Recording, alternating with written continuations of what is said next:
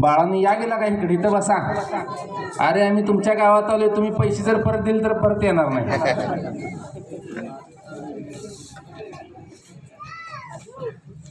बघा तिकडे किती भारी अंधारात बसून चाललाय खेळ त्यांचा. गणेशराव तुम्ही तर लय काय बोललाय.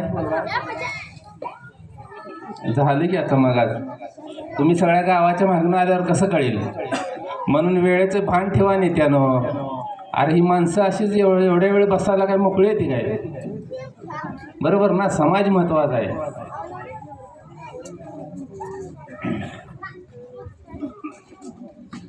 या ठिकाणी या महर्षी वाल्मिकी ऋषींच्या जयंतीला उपस्थित असलेल्या सर्व जाती धर्माच्या कोळी समाजासह इतर 18 पगड 12 बलधर बहुजनाच्या सर्व जाती धर्माच्या सर्व पक्षातील कार्यकर्त्यांना माझी एक विनंती आहे. ए चिल्ल्या पिल्ल्या हो, ए ग बसवा रे.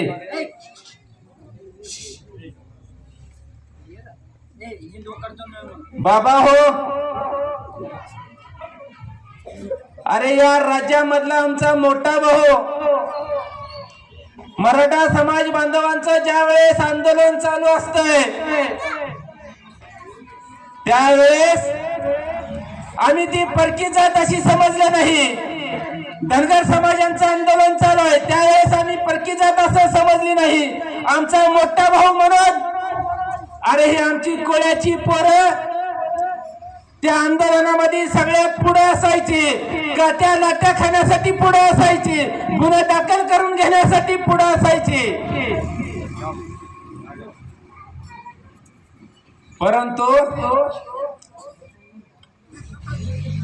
माझी विनंती आहे या सर्वांना, राज्यकर्त्यांना तर मस्ती आल्या तिकडे थोड्या वेळा जाऊया. अरे बाबा हो, आम्ही कुणाचं आरक्षण मागत नाही, आम्हाला आरक्षणाची गरज नाही. अरे आम्ही आमच्या हक्काचं मागतोय, आमच्या वाट्याचं मागतोय. आम्हाला आवडीत दिलेला आहे, मिळालेला आहे. फक्त त्याच्यामध्ये जाचकाठी फक्त शिथिल करा, जाचकाठी रद्द करा, ही आमची मागणी आहे. शासनाला किती मस्ती आली आहे बघा. काही मजलेले अधिकारी या ठिकाणी प्रांत अधिकारी असेल, तहसीलदार असेल, कलेक्टर असेल, यांना वाटतंय की आम्हाला कुणी विचारत नाही.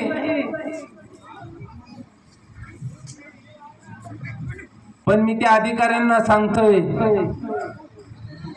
अरे तुम्ही ह्या कोळ्यांच्या पुढे पालापाचोळा लक्षात ठेवा.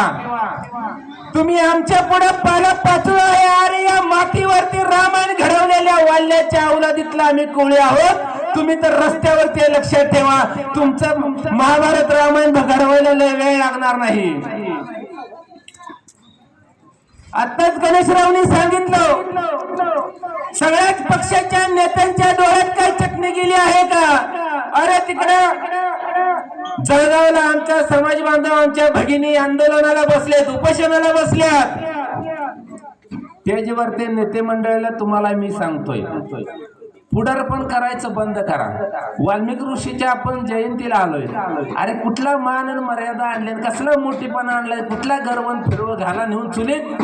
अरे समाजासाठी छाती ठोक. मी तुम्हाला आज सांगतोय, शरद कोळी बघा, शिवसेनेच्या कार्यकर्तीतला महाराष्ट्रामधल्या एका कोळ्याच्या पोराला शिवसेनेनं कमी वयामध्ये महाराष्ट्राचा उपनेतेपदी मला निवड केली, कमी वयात. पण मी हा सांगतो ती निवड शरद कोळीची नसून समस्त कोळी समाज 18 पगड 12 बलधर बहुजनांच्या पोराची आहे. पण मी आज या स्टेजवरून शपथ घेतो, जर आपल्या कोळी समाजाच्या आडवं कोणी येत असेल तर मी वेळ आली तर पक्ष आणि पद मी घरी ठेवेन आणि समाजासाठी रस्त्यावर उतरेन. आपण म्हणतोय गणेशराव, तुमची तडपड धडपड बघून खूप वाईट वाटते हो. वाईट वाटण्याशिवाय दुसरा पर्याय नाही. आपण म्हणतोय आंदोलन करा, मोर्चा काढा. नेमका काढायचा कुणी? आंदोलन करा आणि मोर्चा काढा म्हणजे काढायचा कुणी? अरे त्याला नेतृत्व आहे का नाही? तुम्ही पुढे झालं का माझ्या पोटात दुखतंय, मी पुढे झालं का ह्यांच्या पोटात दुखतंय, ही पुढे झालं का त्यांच्या पोटात दुखतंय. नेमका तुमच्या पोटातला गोळा नदीला नेऊन पुरा. हे पुढाऱ्यांचं काम आहे. पुढारी स्वतःच्या राजकारणासाठी, पोळी भाजण्यासाठी त्यांची धडपड चालेल.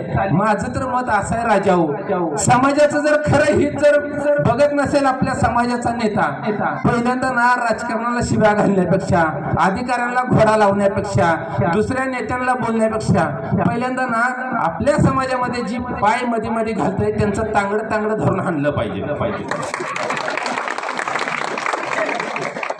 खरं रे राजा हो. तुम्ही बघा ना, जळगावला आपल्या आया बहिणी उपोषणला बसल्यात. आज 17वा 18वा दिवस आहे. मी आजारी होतो म्हणजे मी माझ्या मोठेपणासाठी सांगत नाही. मी मुंबईला होतो. मी उद्धव साहेबांची भेट घेतली. साहेबाला सांगितलं, साहेब तिकडे आमचा कोळी समाज रस्त्यावर उतरले, आमरण उपोषण करतोय. साहेबांनी सांगितले, तात्काळ तुम्ही जा आणि संपूर्ण शिवसेना जळगाव जिल्ह्यातले रस्त्यावर उतरवले आपण कोळी समाजाच्या मागणीसाठी. मी स्वतः तिथं उपस्थित होतो. मित्रांनो, आपण कुणावर तर विश्वास ठेवायला शिकलं पाहिजे. बऱ्याच जणांचं म्हणणं यंग ब्रिगेड कार्यकर्त्यांचं, त्यानं काय दिवा लावला, त्यानं काय दिवा लावला. अरे लावायचं त्यांनी प्रयत्न केला बाबा हो. आता नावं ठेवण्यात वेळ घालवू नका. तुमच्या हातात नेतृत्व घ्या, आम्ही तुमच्या सोबत आहे. यंग ब्रिगेडला असं वाटत असेल तर आपण पुढे या, आम्ही तुमच्या सोबत आहे. ही करत असताना आपला विषय जरा बाजूला ठेवा. ज्या माणसांना आपण मतदान केलं, ज्या माणसांच्या आपण झेंडा घेऊन घोषणा दिला, ज्या माणसाला आपण त्याची अवकात नसताना तिथल्या आमदारांना आपण निवडून दिलं, काय त्याचं नाव त्या आमदाराचं? सुभाष देशमुख. बघा, त्या आमदाराचं मला नाव देखील माहित नाही.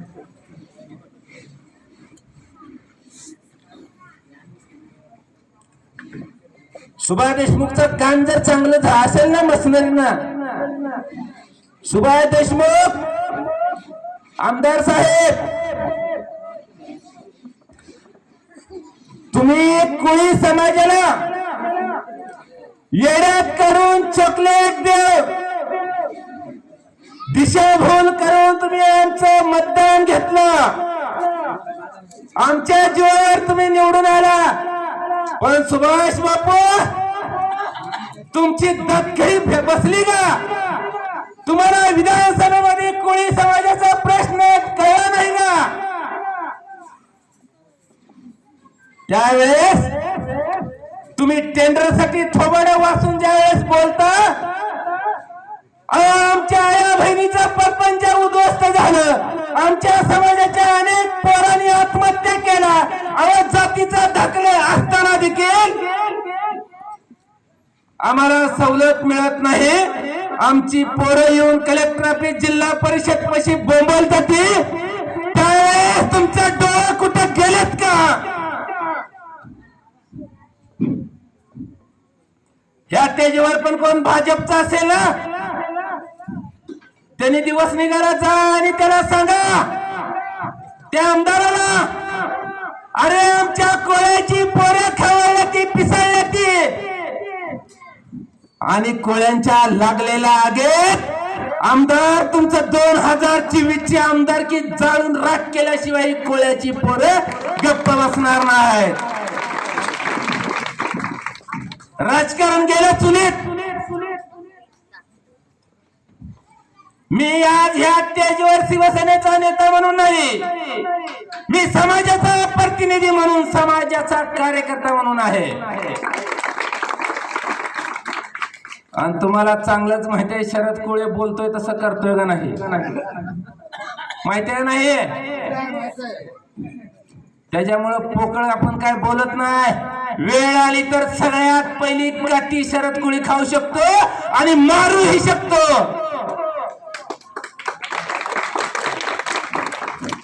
या ठिकाणी आपल्या जातीचं नेतृत्व करत असताना आर्यांच्या कोळ्याच्या नेत्याने नुसत्या कोळ्यांच्या हिताचं बघितलं नाही.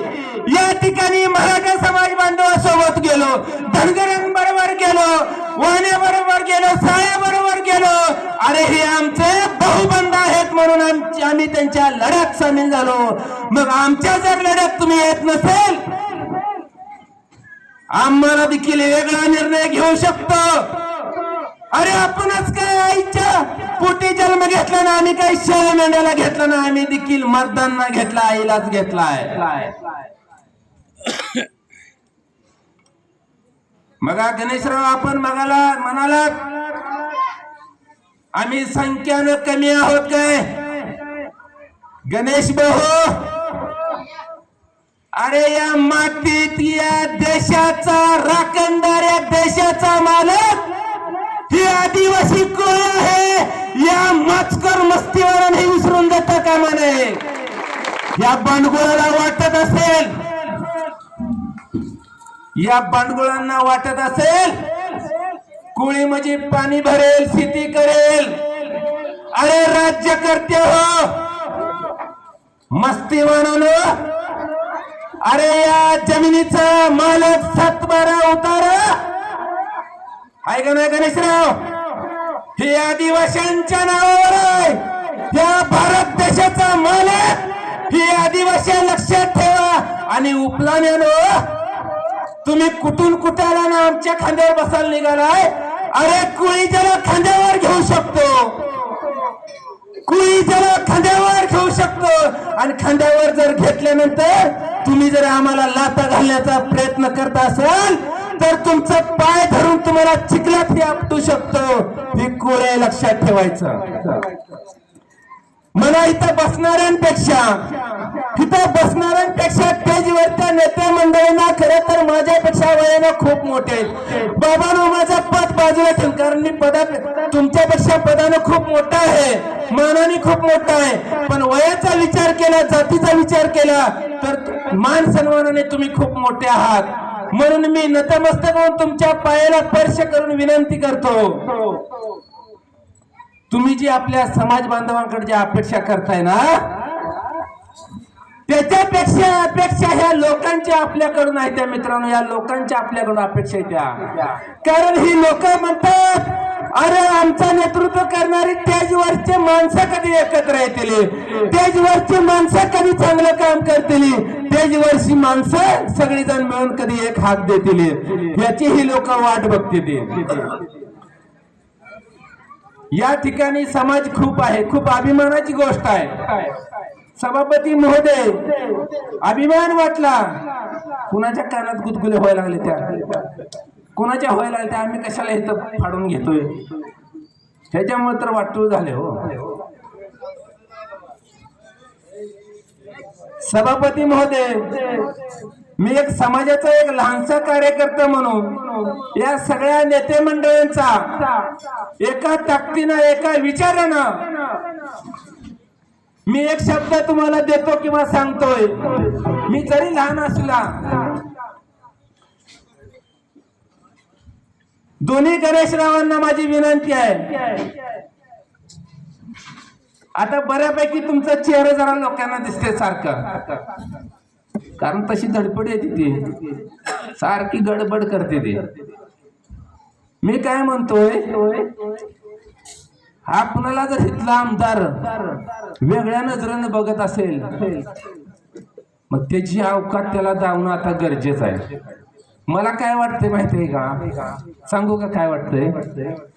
मला असं वाटतंय आता राजकारण गेलं चुलीत, पण एखाद्या माजणं राजकारण कोळ्यांचं काम आहे. लक्षात ठेवा, गावात काय काय आहे ना, गाबडी लय रग मस्ती हो, आरती पिऊन गर्दी करायची, घरात नाही दाना हवलदार म्हणा. अरे त्याच्या मोटरसायकल नाही, त्याच्या खिशात रुपडं नाही, कोण तर चौकात उभारलं का गाडी घेते, दुसऱ्याच्या खिशात हात घालून 100 रुपये घेतोय, पेट्रोल टाकतोय आणि आपल्या गरीब समाजाच्या पोरांवरती, आया बहिणींवरती शायनिंग मारणारी अवलाद पैदा झालेले आहेत. त्यांच्या तांगड्या मोडण्याचं आपल्याला काम करायचं आहे. गावागावात जर कोळ्याची 4 घरं असेल, कुठल्याही मायका लालचा माझ्या कोळ्यांच्या पोराकडे, आया बहिणीकडे वरमान करून बघायची हिंमत झाली नाही पाहिजे. ज्या दिवशी आमच्याकडे कोण वरमान करून बघाल, त्या दिवशी मानकुट मोडायची ताकद कोळ्यानं तुम्ही ठेवली पाहिजे. 100 दिवस जगण्यापेक्षा 100 दिवस जगण्यापेक्षा 10 दिवस जगा, पण मर्दासारखं वाघासारखं जगा.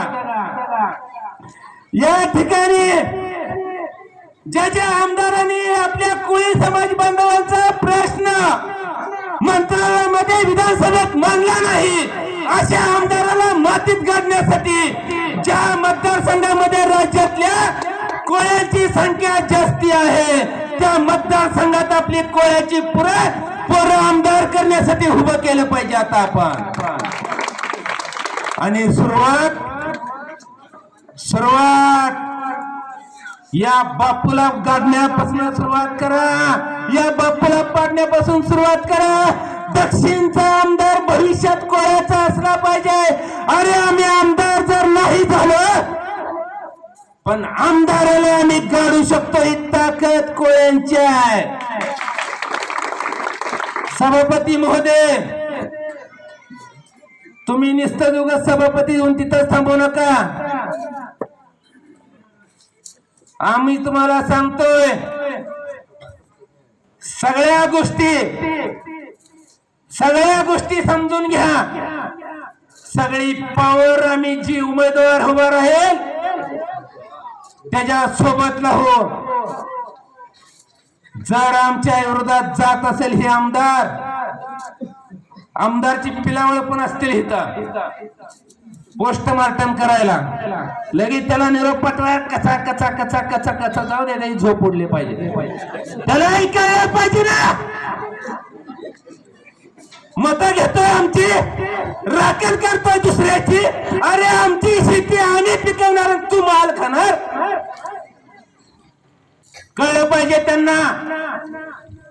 कोळी समाज या दक्षिण तालुक्यातला माझ्या विरोधात जातोय, त्यांना कळलं पाहिजे, पक्षाला कळलं पाहिजे, रिपोर्ट गेला पाहिजे. तिकडे 2 पोलीस कॉन्स्टेबल बसले, त्यांच्या मार्फत सत्ताधाऱ्यांना रिपोर्ट गेला पाहिजे. का रे बाबा, अरे आम्ही वल्ल्या कोळ्याची हंड भरायचं सोडून दिलं ना. अरे हाणामाऱ्या करायचा आमचा पेशा होता, अरे आमचा व्यवसाय धंदा होता. अरे कोळ्यांच्या माणसाच्या कमराच्या तलवारी आणि कुऱ्हाडी निघाल्या नव्हत्या. या जमिनीवर शस्त्र पहिलं जर कुणी चालवलं असेल तर वल्ल्या कोळी चालवला. अरे हळूहळू हळू समाज रस्त्यावर आला, गावात आला, सुधारला. ह्याचा अर्थ तुम्ही आम्हाला मूळ धंदा विसरला असं समजू नका. अरे हे कोळ्याचं रक्त वल्ल्या कोळ्याची औलाद आहे. आमचा मूळ धंदा आम्ही कधी सोडलेला नाही. शस्त्र खाली ठेवलं ह्याचा अर्थ आम्ही चालवायचं विसरलो नाही. जर सरकारला वाटत असेल हक्क आहे, आमचा अधिकार आहे, कायद्याच्या चाकुरीत राहून बोलतोय. आम्हाला कायद्यानं आदिवासी, महादेव कोळी, ठोकरे कोळी, मल्हार कोळी एसटीचे दाखले गुमान द्या. घोडानी मैदान जवळ आलेलं आहे. या ठिकाणी बसलेली आमच्या कोळ्यांची पोरं, माणसं सगळ्या पक्षाची पदाधिकारी आहेत. अरुणभाऊ लोणारी सगळ्या पक्षाचे पदाधिकारी आहे. असं चालत चालत पक्ष आम्ही खुटीला अडकावून जातीसाठी एकत्र येऊ. मग त्यावेळेस कळेल तुम्हाला त्याच्यापेक्षा आमची तुम्हाला विनंती आहे, बाबा हो, आम्ही कुणाच्या ताटातलं मागत नाही, आम्ही कुणाच्या वाट्यातलं मागत नाही, आम्ही विस्कटून मागत नाही, आम्ही बेकायदेशीर मागत नाही, आम्ही न्यायानं कायद्याच्या चाकोरीत राहून, अरे माझ्या भावाला आहे, माझ्या बापाला दाखला आहे आणि मला जर मिळत नसेल तर सरकारला काही आडवं बांधायचं आहे का? या ठिकाणच्या तहसीलदार आणि प्रांताला सांगतोय, या गद्दार मिंद्याने शिंदे सरकारचं ऐकून मस्ती आणि माज आल्याने दावायचं नाही आम्हाला. काय झाले बाळा, बंद करू काय नाही ना?